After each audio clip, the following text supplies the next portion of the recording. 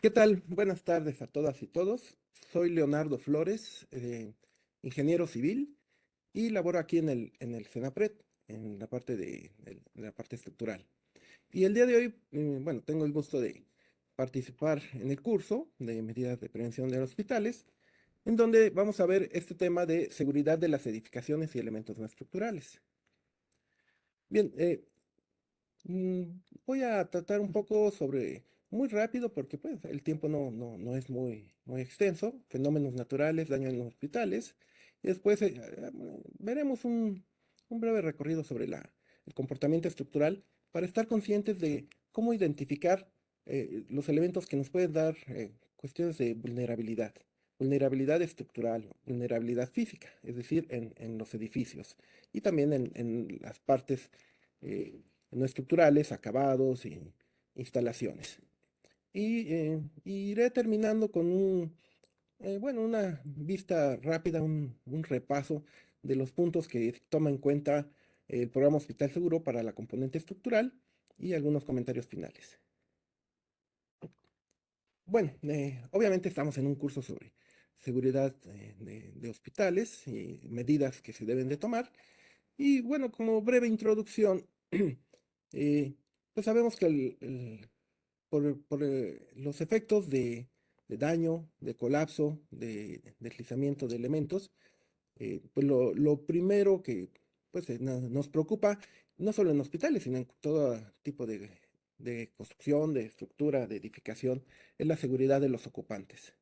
Pero también hay que considerar que a diferencia de bueno, viviendas, oficinas, comercios, en el caso de estas instalaciones, pues es muy sensible, ¿no? A- a la ocurrencia de algún daño, de alguna catástrofe, de una emergencia.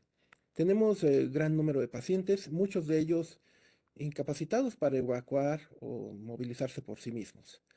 Eh, Además, también hay que tomar en cuenta que son de los edificios con más complejidad en instalaciones eléctricas, mecánicas, sanitarias, gases y de todo este tipo de equipamiento especial.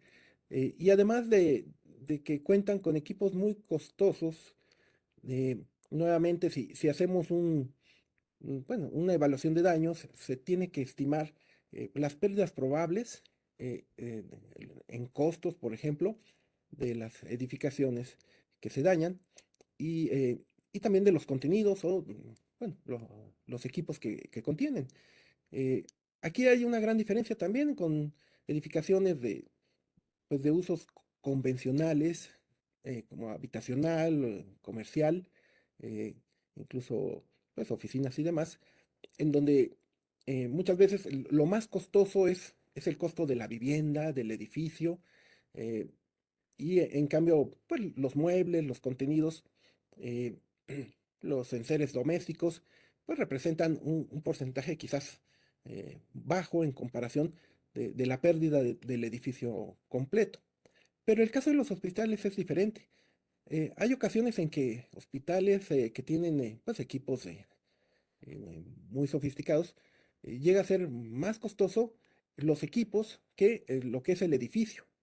Hablamos del el edificio, columnas, losas, desde la cimentación, todas las partes del edificio. Entonces, es un caso muy particular. Y además de que cuando queda fuera de función un edificio hospitalario, no solamente hay una pérdida directa, sino que hay pérdidas indirectas, eh, y sobre todo por la falta de atención, y más cuando ocurrió justamente por una emergencia, por un desastre. Bueno, los principales fenómenos, esto es muy breve, no lo quería dejar fuera. eh, Tenemos muchos fenómenos naturales y también antropogénicos. Entre los fenómenos naturales, uno de los más conocidos por todos nosotros, y que ha generado más desastres en el mundo son los sismos. Aquí les muestro un mapa nada más para entrar un poquito en recordar sobre la sismicidad en México, que se genera principalmente por pues, el movimiento de las placas tectónicas, y por ello acá en las, vamos a ponerle aquí si ven el apuntador, pues tenemos en México, las principales placas son la placa de Pacífico, la placa de Cocos, que interactúan con la placa de Norteamérica. Hay otras placas como la de Rivera y del Caribe. Y esta imagen del Servicio Sismológico Nacional, pues muestra en un año determinado la ocurrencia de sismos que están marcados con todas estas puntitos, estas bolitas. Sismos tanto de poca profundidad como sismos profundos, que es el distinto color, y podemos ver que se alinean principalmente en la zona de contacto de las placas, donde interactúa una placa con otra de varias formas. Entonces son las zonas de más alta sismicidad en el país. Y también, bueno, yendo hacia el noroeste, también tenemos una zona de alta sismicidad entre la Unión de Baja California y Sonora. Bien, otro de los fenómenos pues, son los hidrometeorológicos. En particular, pues el impacto de ciclones tropicales, y cuando van subiendo de categoría, se califican en huracanes de categoría 1 a categoría 5. Bueno, esto lo conocemos, sabemos de estos acontecimientos, y que los huracanes pues generan lluvias, oleaje y vientos intensos. Ahora, no es el único fenómeno para tener lluvias, hay temporadas de lluvias por otros eh, pues, orígenes, lluvias y también vientos que nos pueden, bueno, ejercen fuerza sobre las edificaciones y nos pueden causar daños y desastres. Eh, pues haciendo un recorrido, pues no podríamos olvidar las lamentables acontecimientos, por ejemplo, en el sismo de 1985, eh, donde aquí muestro alguna foto del colapso de un hospital, el Hospital General, con el número de fallecidos que lamentablemente ocurrieron. Ahí hay una imagen de archivo de cómo era el hospital antes de este, de este colapso. Eh, Otro caso también fue la torre de hospitalización del Hospital Juárez. Se perdieron 536 camas y 561 personas, según esta fuente que consulté. Y también debido a este sismo del 19 de septiembre de 1985. eh, la imagen de cómo era el hospital antes de este daño. Pero más recientemente, pues también los fenómenos nos siguen causando daños.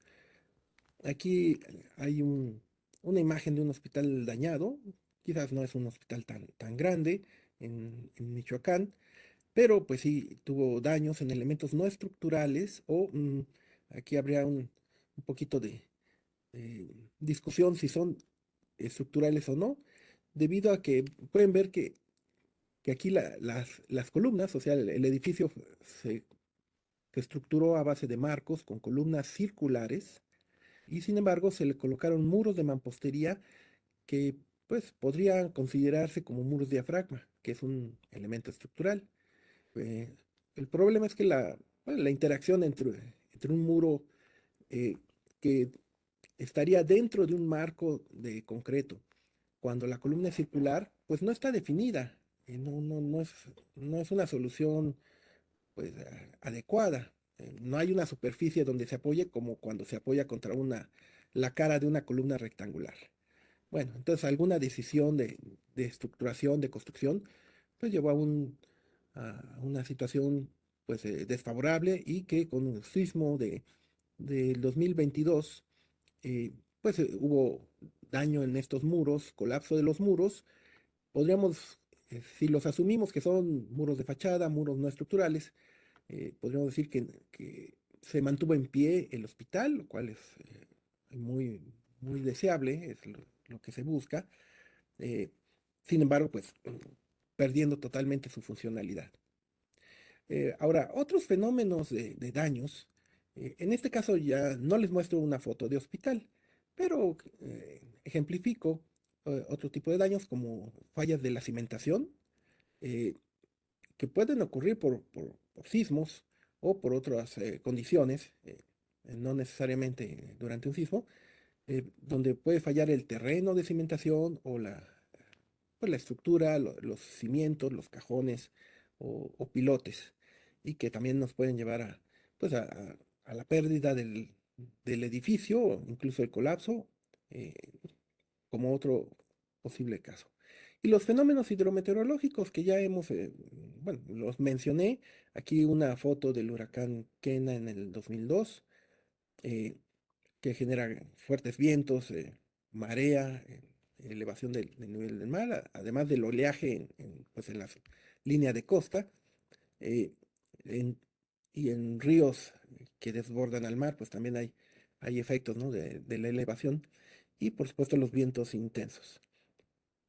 Y las inundaciones, ya sea por la presencia de ciclones tropicales, de huracanes o por cuestiones ya de lluvias, en donde se rebasa la capacidad de drenaje natural o artificial, en, tanto pues, en el terreno natural como en zonas urbanizadas. Eh, Bien, y bueno, un último caso. Aquí muestra una foto ya muy catastrófica, pero para ejemplificar, inestabilidad de laderas también pues nos dan lugar a daños, a pérdidas muy cuantiosas. Este, recientemente, cuando hay temporada de lluvias, ustedes habrán visto noticias en algunos países, en Sudamérica, en Asia, eh, constantemente hay deslizamientos y cobran vidas o interrumpen la función de zonas de carreteras, y lamentablemente cuando están en zonas urbanizadas, pues la pérdida de estos, pues, de la estructura. Bien, pasando, bueno, vimos un poco en forma breve, rápida, lo que sería daños, algo de- de casos del pasado. Pues un poco considerando el comportamiento de las estructuras ante los fenómenos que tenemos, pues eh, eh, implica soportar todas las cargas que va a tener pues la edificación. Primero, pues se tiene que soportar a sí misma el peso del mismo edificio. Es el primer punto que tiene que- que diseñarse, que tiene que considerarse. Como siguiente punto, pues las cargas vivas, se le llaman cargas vivas a todas las cargas, eh, objetos, desde personas, mobiliario, eh, equipos, todo tipo de archiveros, libreros eh, eh, o en materiales en bodegas que tiene que soportar, el peso que tiene que resistir la estructura. Y no olvidemos que lo tiene que transmitir al terreno de apoyo. A veces olvidamos la cimentación. Es un punto fundamental una adecuada, correcta solución de cimentación, para transmitir estas cargas. En esta imagen veíamos pues, una pequeña simulación eh, animada del movimiento del terreno, que es lo que ocurre cuando hay un sismo. eh, Se libera una energía cinética y se, dis- eh, bueno, se traslada en forma de ondas de movimiento del suelo, que de hecho es en todas direcciones, horizontal, en norte-sur, este-oeste y vertical. Entonces, el movimiento del suelo, de una partícula de suelo, se mueve en todas las direcciones. Sin embargo, para sismos lejanos, a distancias ya considerables de decenas, de cientos de kilómetros, eh, van quedando más importantes los movimientos horizontales. En muchos reglamentos de construcción, incluyendo pues, las normas de sismo de la Ciudad de México, que es el más avanzado que tenemos en el país, eh, considera el cálculo y desarrolla con mucho detalle eh, el cálculo de las fuerzas horizontales. Eh, el, el efecto vertical de un sismo normalmente está tomado en cuenta por la misma resistencia convencional a carga vertical. Normalmente no se hace un modelado, un cálculo numérico especial, sino que si se tiene la capacidad de resistir las cargas verticales, eh, eh, es suficiente para tomar en cuenta el efecto vertical, por lo menos en la Ciudad de México, que es un caso donde estamos muy lejos de las principales fuentes sísmicas. Ya en zonas epicentrales, o sea, cerca de donde ocurre el sismo, los efectos verticales ya empiezan a tomar mucha importancia.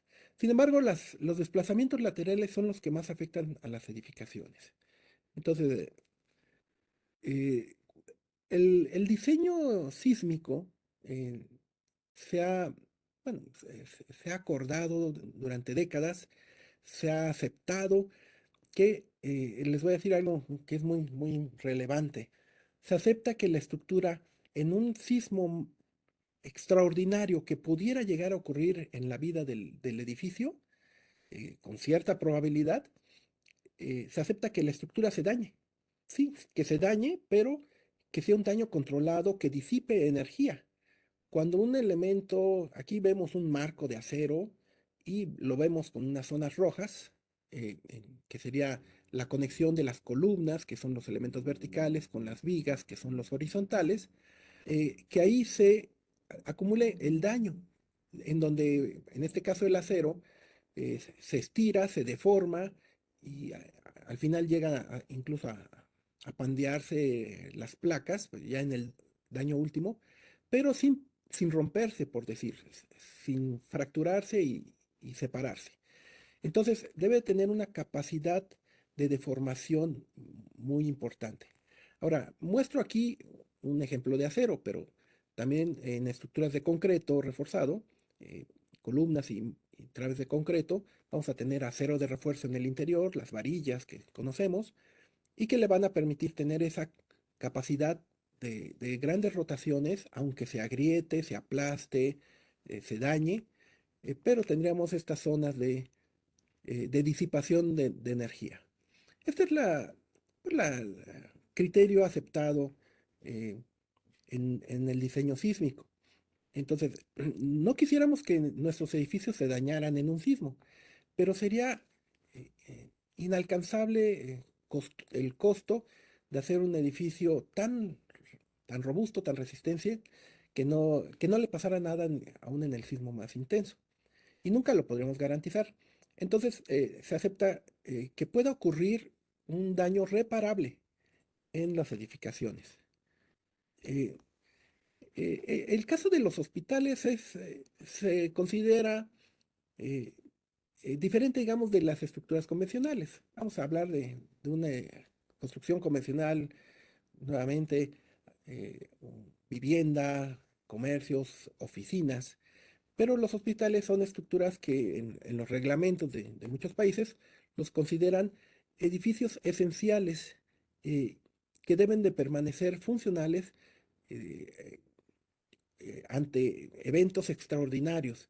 Si hay un daño generalizado en la población, eh, que bueno, se convierte en un desastre, estos edificios como son de alta importancia, deben permanecer funcionando, o sea, que se diseñan para fuerzas más grandes de las de los edificios convencionales. Aquí les estoy hablando del Reglamento de Construcciones del Distrito Federal y de sus normas técnicas complementarias, NTC. Eh, la primera norma, el reglamento, se publicó en 1920, eh, pero en 1942 ya había requisitos incluso para diseño sísmico, en donde los edificios esenciales se diseñaban para cargas mayores que los edificios convencionales. Y en el caso del coeficiente sísmico, bueno, se usaba el 10% de la carga vertical como fuerza horizontal. Eso significa un coeficiente sísmico 0.1 para edificios esenciales, en vez de la mitad o 0.05 para otros tipos de edificaciones. Ahora, en estas décadas ha mejorado muchísimo el conocimiento de la sismicidad y del comportamiento de las estructuras. Un parteaguas importante fue ese sismo de 1985. En los reglamentos que estaban vigentes en este año, se pedía diseñar por sismo para un factor de 1.3. Esto es 30% mayor la fuerza sísmica que la de edificaciones convencionales. En las normas del 2004 eh, se manejaba un factor de 1.5, esto sería 50%. Aquí tengo unos espectros de diseño que usamos los ingenieros, los estructuristas, eh, que nos representarían, pues, digamos, las aceleraciones y de ahí las fuerzas con las que se tiene que diseñar por sismo. Vemos que para edificaciones tenemos esta gráfica que envuelve la respuesta real de las estructuras. Para fines de diseño se usa una gráfica simplificada con una recta, una zona plana y una curva que baja. Y vemos que se ha usado un factor de un 50% adicional. Eh, Parece como que alguien se sacó de la manga, vamos a ponerle 50%. Pero muchos estudios de reconocidos investigadores pues han verificado que, digamos, la probabilidad o el valor de un sismo que tenga cierta probabilidad de ocurrir y que se considera adecuado para diseñar edificios esenciales es aproximadamente, equivale a un 50% más de aceleración sísmica. Entonces este factor no está tan mal. En el reglamento, en las normas técnicas del 2017, eh, estas edificaciones que se les llamaba del grupo A, se creó un nuevo grupo, se dividió en dos, en A1 y A2. Los hospitales siguen en el grupo A1 y se mantuvo este factor de un 50%, pero otras edificaciones importantes, eh, pues se bajó un poco este factor a un 30%. Lo que pasó en el 2023 ha sido un cambio muy importante en la filosofía de diseño sísmico. Se adoptó finalmente lo que se conoce como diseño por desempeño y ahora no es nada más aumentar por un factor, sino que se va a diseñar para un sismo infrecuente. Esta tabla la tomé de las normas de sismo vigente del 2023 eh, bueno, ah, viéndola con, no me quiero tardar mucho, pero vemos que tenemos que el diseño se va a regir por tres tipos de, pues, de escenarios sísmicos. El sismo frecuente que puede ocurrir cada 20 años, para el cual las edificaciones no deben de dañarse, deben de tener este nivel de desempeño de ocupación inmediata. El sismo base de diseño, que es con el que se diseñan los edificios convencionales, como les he comentado, y aquí se ajustó para un periodo de retorno de 250 años.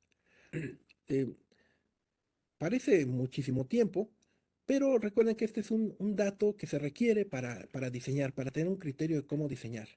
El periodo de retorno es el tiempo en que en promedio podría repetirse un fenómeno. Entonces, un sismo que pueda ocurrir en promedio una vez cada 250 años es un sismo bastante intenso y con ese se diseñan para las estructuras para que tengan un comportamiento adecuado y aunque se dañen, disipen energía, puedan ser reparables, pero que nunca se colapsen. Ahora, para edificios como los hospitales, lo que se instituyó es usar un criterio de desempeño para un sismo infrecuente, o sea, un sismo muy raro, que tenga una probabilidad muy alta, o más bien muy baja de ocurrir, eh, que pueda ocurrir una vez cada 475 años. Eh, y en el caso del desempeño, vean que tenemos esta columna que es ocupación inmediata. Si ocurre el sismo base de diseño cada 250 años, el edificio de hospital que estaría en el grupo A debe de poder tener ocupación inmediata. Es decir, no tener daño estructural, algún daño ligero no estructural, pero que se pueda ocupar. Y bueno, ya para calcular la resistencia ante un mecanismo de daño severo, pues estaríamos en este caso de seguridad de vida eh, para el grupo A. Bien, eh, ¿qué necesitaríamos realizar? Bueno, verificar la seguridad de las estructuras, hacer visitas de campo, hacer inspecciones, eh, determinar los daños que puedan llegar a tener estas edificaciones y hacer el levantamiento de los daños. Bueno, hemos dado algunos cursos sobre inspección de estructuras. Yo quisiera manejarlo como un resumen en esta diapositiva, el tipo de daños que podemos observar, que sería grietas inclinadas en columnas y traves o también en muros de carga, muros estructurales, ya sea de concreto o de mampostería. Las grietas inclinadas serían grietas por fuerza cortante. Ahora, en columnas, una grieta horizontal no es tan grave como una grieta inclinada, pero sí puede representa un daño, ya una condición donde ya no está íntegra la columna, y pues hay que pues, verificar la estructura. Cuando se tiene ya aplastamiento del concreto, como en algunas fotos de aquí abajo, y que, bueno, aquí hasta se queda visible, digamos, el acero de refuerzo, bueno, ya es un daño importante. Y si llega a pandearse las barras o a fracturarse el acero, como en este siguiente caso, este, bueno, esta numeración responde a un manual que tenemos, por eso no están todos los números, está el 1, 2, 3, 4 y luego salto al 7, pero si hay pandeo de barras, fractura de barras, ya es una condición de un daño ya muy grave.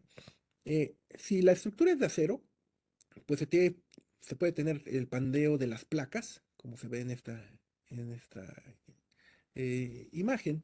Y bueno, tenemos otros casos, pandeo general, daños de conexiones entre vigas y columnas, o bueno, hay un caso en columnas con losa plana, en donde el daño se da en las losas alrededor de las columnas. Aquí hay un- una sección de un formato que tenemos para inspección de daños. Lo puse como un resumen, por supuesto, se requiere bastante más información, pero podemos identificar daños en columnas, en traves, en muros de concreto, muros de mampostería, en contravientos y en conexiones. ¿Qué técnicas de rehabilitación se pueden utilizar? Lo básico sería demoler el edificio y volverlo a hacer completamente nuevo. Obviamente eso es muy costoso. Entonces se busca pues reforzar las edificaciones.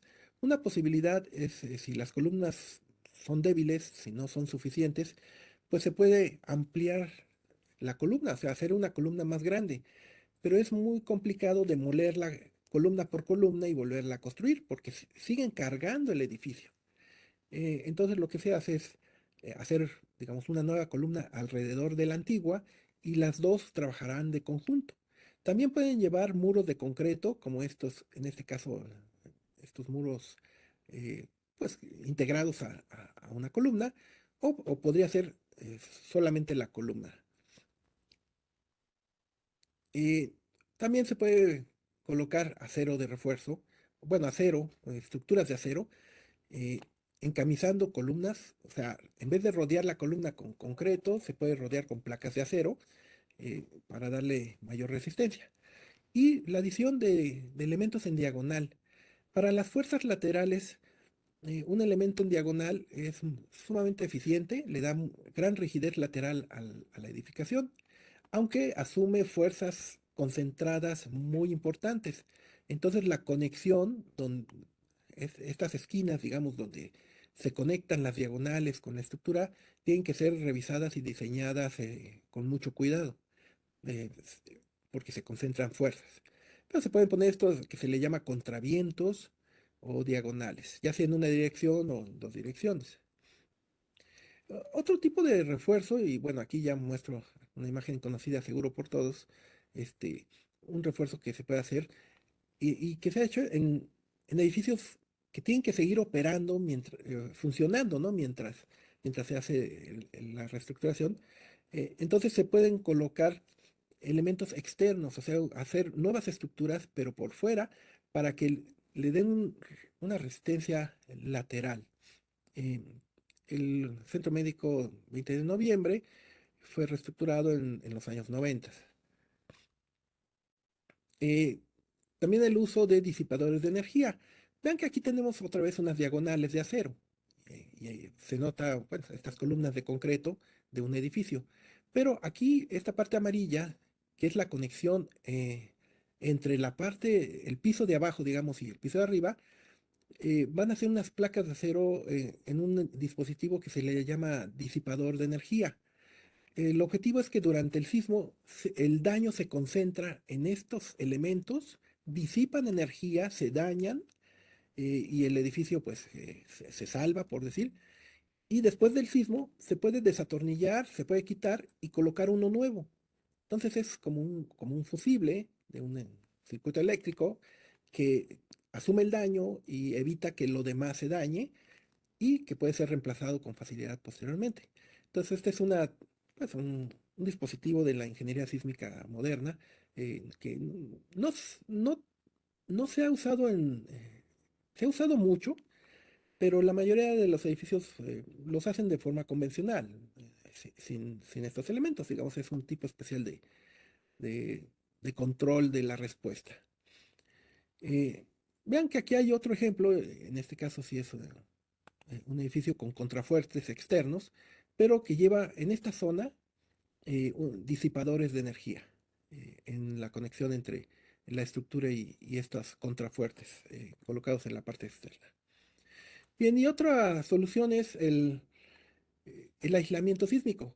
Ahora, esto es más bien conveniente para un edificio nuevo que se está diseñando, eh, porque eh, modificar la cimentación para colocar aislamiento en un edificio existente es muy complicado. Sí se ha hecho en edificios importantes en el mundo, sí se ha rehabilitado, digamos, eh, aislando el edificio con estos elementos.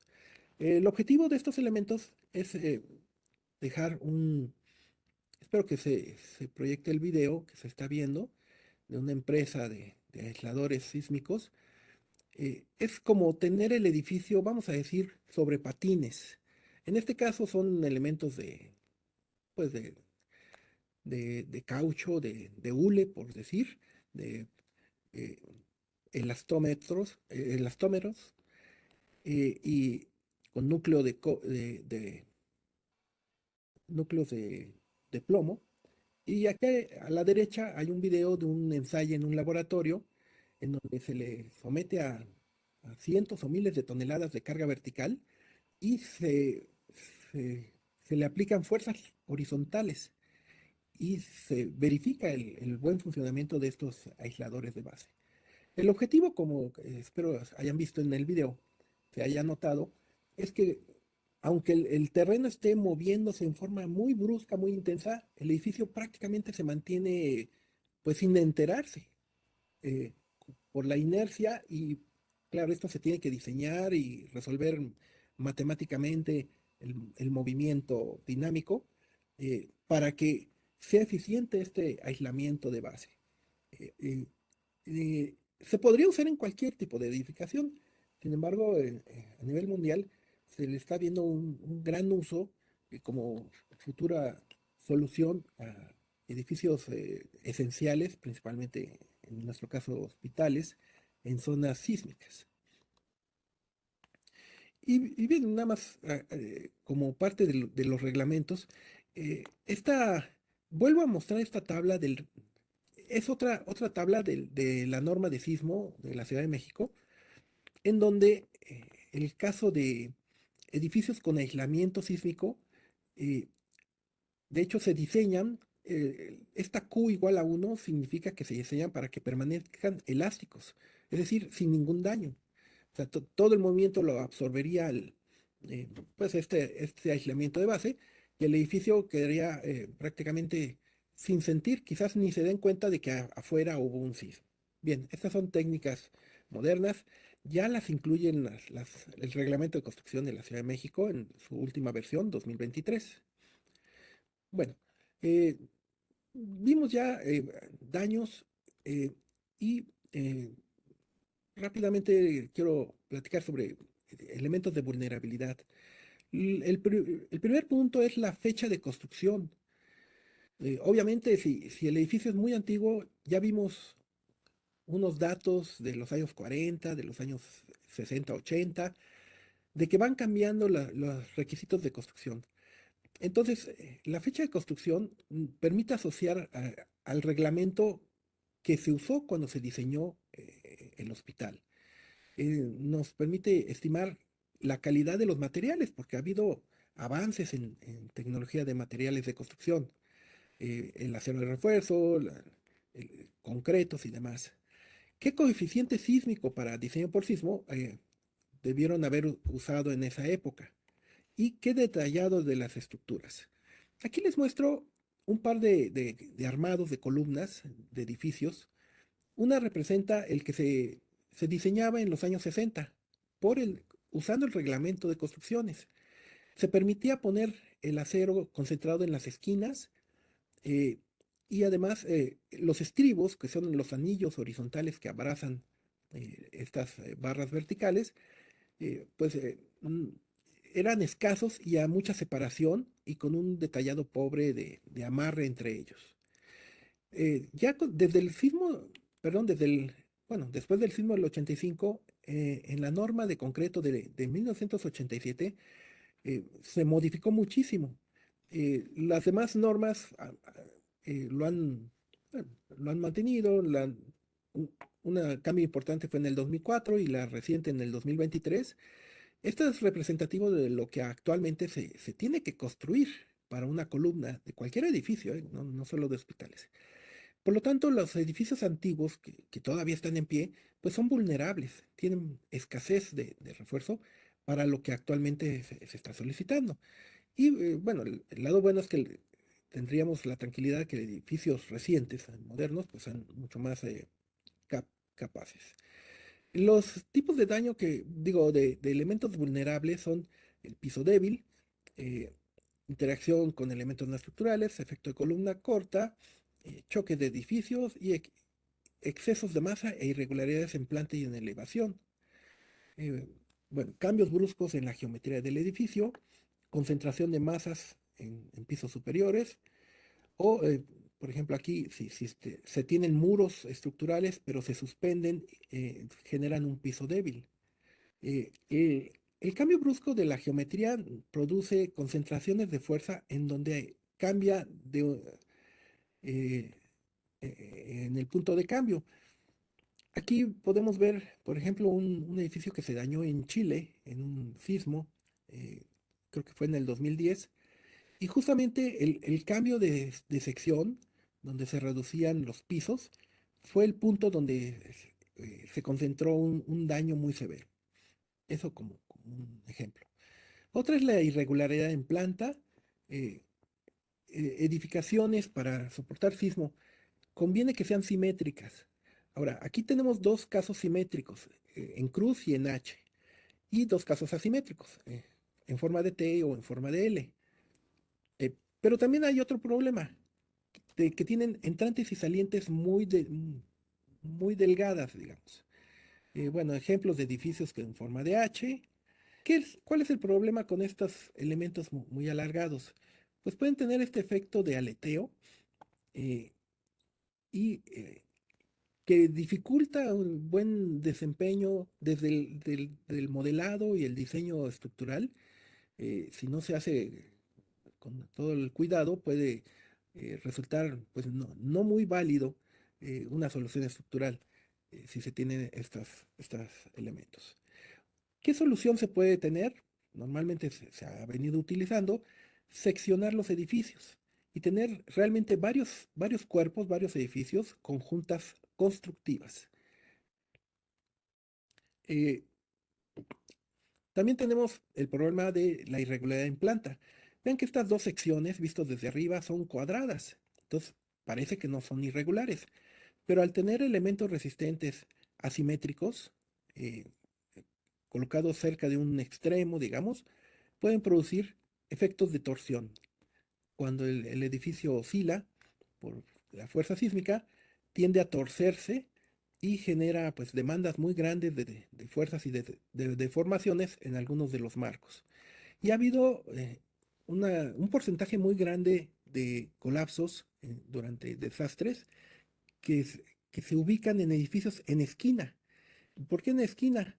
Justamente, si vemos esta imagen, la fachada de un lado y del otro que dan a la calle, digamos a una esquina, están abiertas, tienen grandes ventanales, y en cambio las otras pues están cubiertas con muros, y esto pues ha coincidido, ¿no? con daños severos en edificios en esquina, con muchos colapsos. Otro es el efecto de columna corta. Cuando se deja, si tenemos aquí columnas como parte del edificio, pero se tienen muros que restringen el libre desplazamiento de la columna para dejar ventanas, pues se dañan en los tramos de columna. Aquí, sí, eh, entonces hay una famosa modeladora de un edificio también de Corea, es en Japón.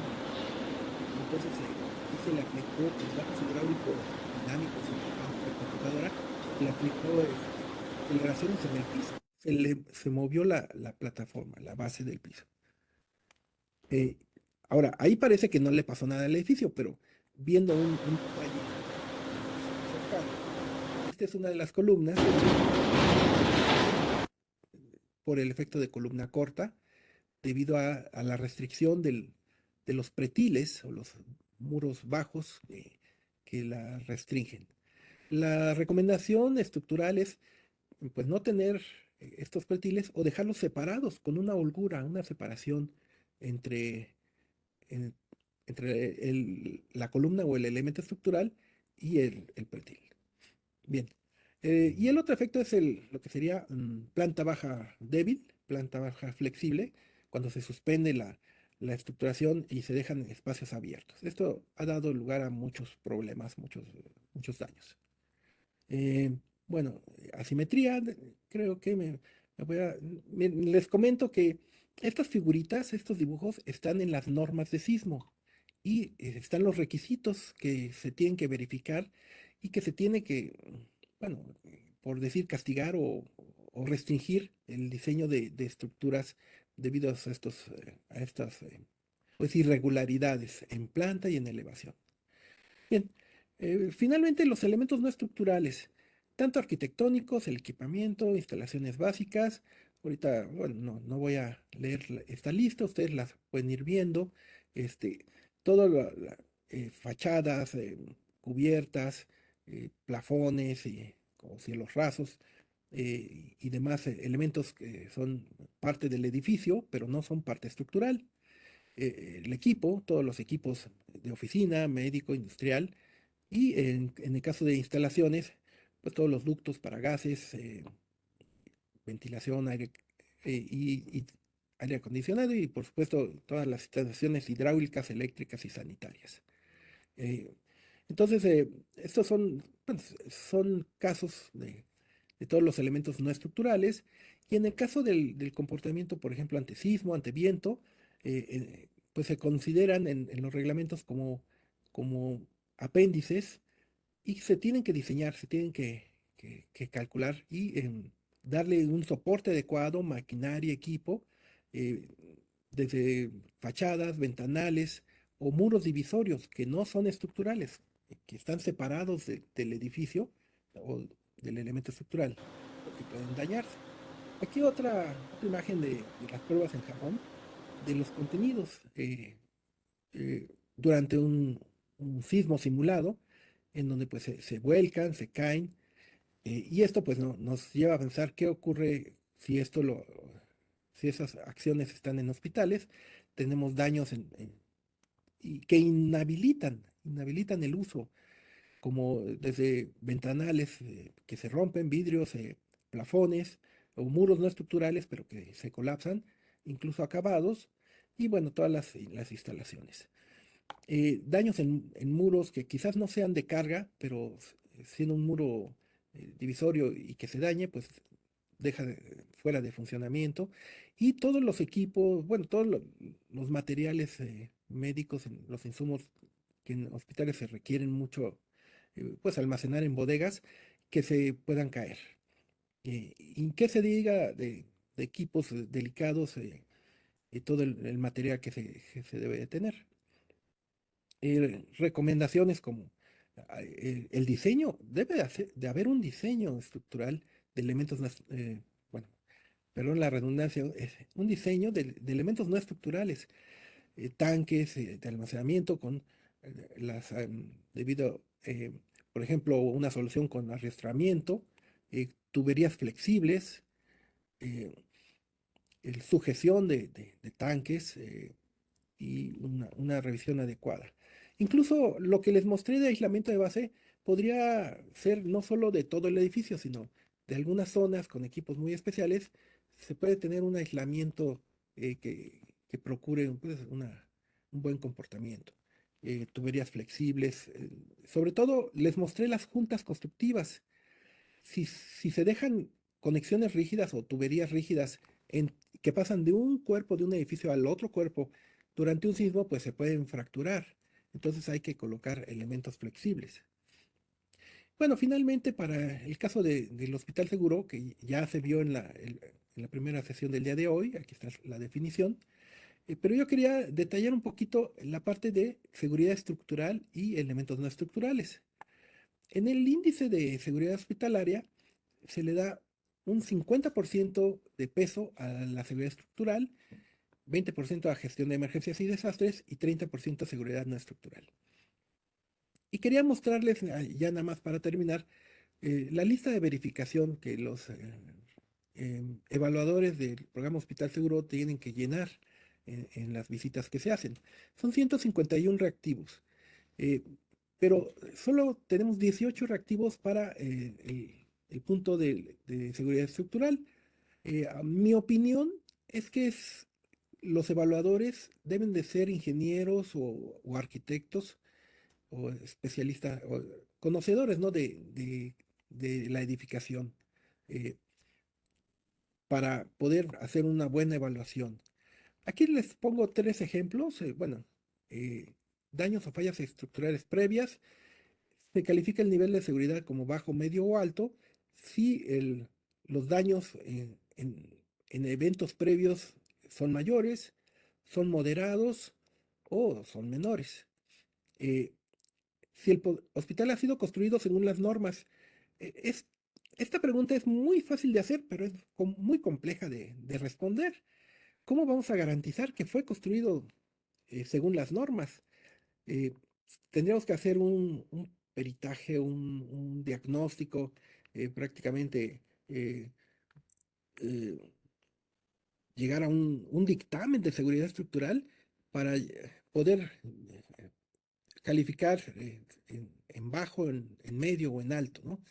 Pero bueno, lo que hemos hecho los evaluadores de la parte de la seguridad, pues es preguntar si hay dictámenes de seguridad estructural recientes, eh, ver si se tienen los planos estructurales, ver las fechas de construcción, si son recientes, pues seguramente habrá más posibilidad de que cumpla con los requisitos normativos.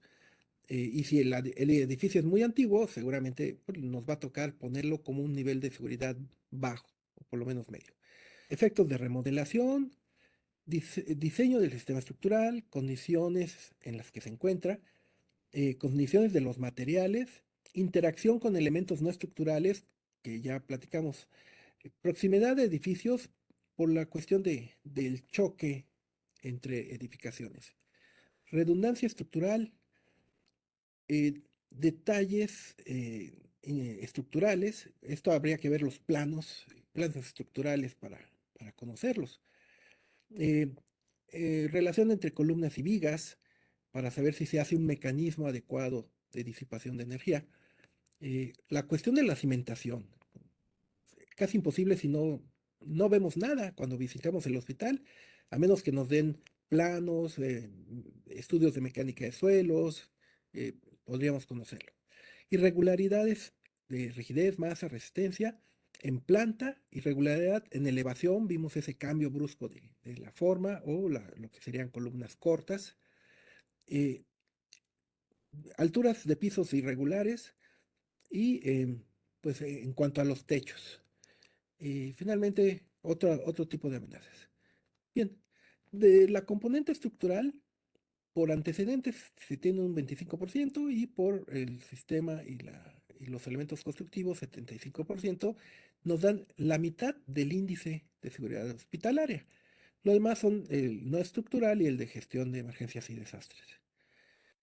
Bien, bueno, como conclusión, el caso de la ubicación es crítico, no solo porque le toque sismos o esté cerca del impacto de huracanes, sino pues posibilidad de problemas por inestabilidad de laderas o de inundaciones.